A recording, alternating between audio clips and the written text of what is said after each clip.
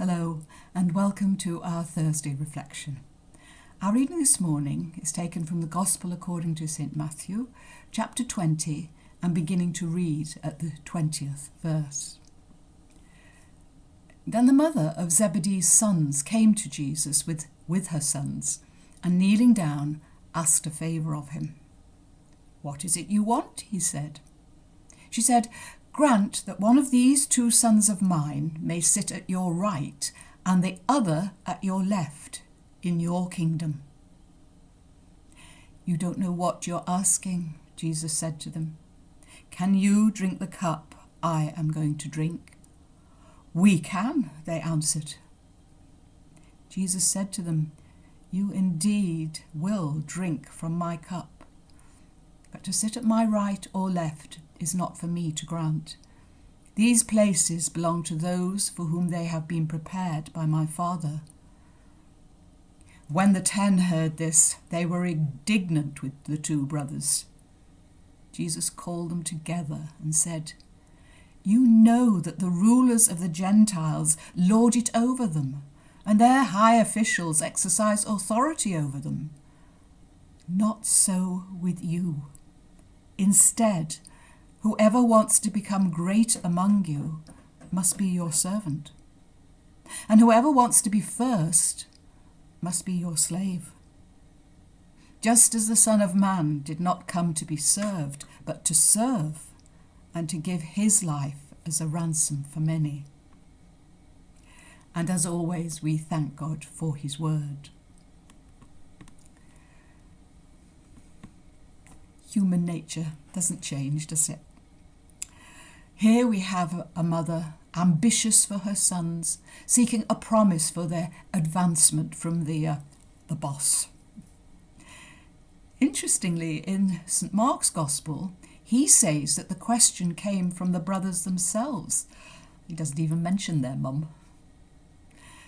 But it doesn't matter if they spoke for themselves or were egged on by an ambitious parent. They have still got it all wrong. Incidentally, I get the impression from the way that Jesus speaks to all the disciples that the other 10 were not so much angry with James and John for asking, but furious that they hadn't thought of it for themselves. The sons of Zebedee are so sure that they can drink of the cup that Jesus drinks.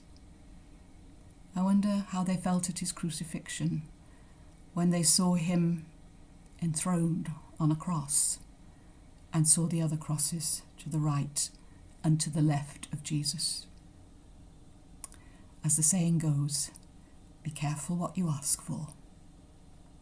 But of course, James was later executed by Herod Agrippa, the first of the 12 whose martyrdom is referred to in the New Testament.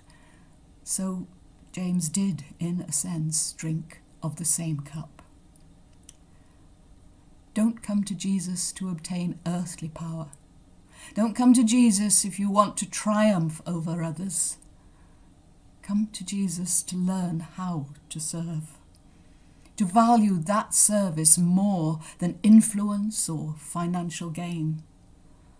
Not only doing what Jesus says, but what Jesus did. Remembering that shortly before he died, Jesus knelt before his disciples and washed their feet.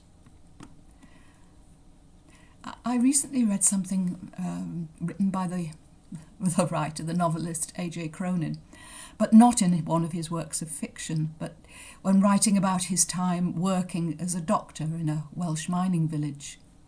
And he wrote this, and he remembered this.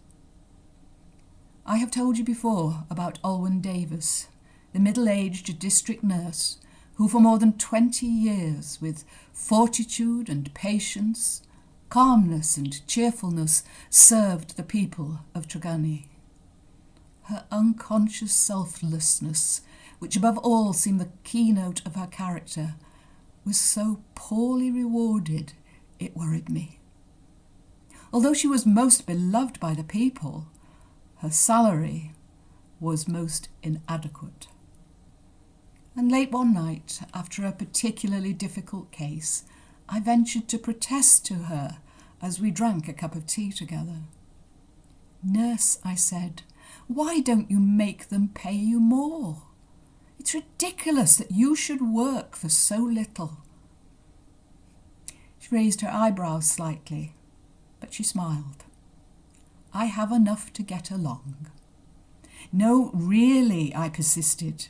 "You ought to have an extra £1 a week at least. God knows you're worth it." There was a pause. Her smile remained, but her gaze held a gravity and intensity that startled me. "Doctor," she said, "if God knows I'm worth it, that's all that matters to me." So let us, in the words of St. Ignatius, pray. Teach us, Lord, to serve you as you deserve, to give and not to count the cost, to fight and not to heed the wounds, to toil and not to seek for rest, to labour and not to seek for any reward save that of knowing that we do your will.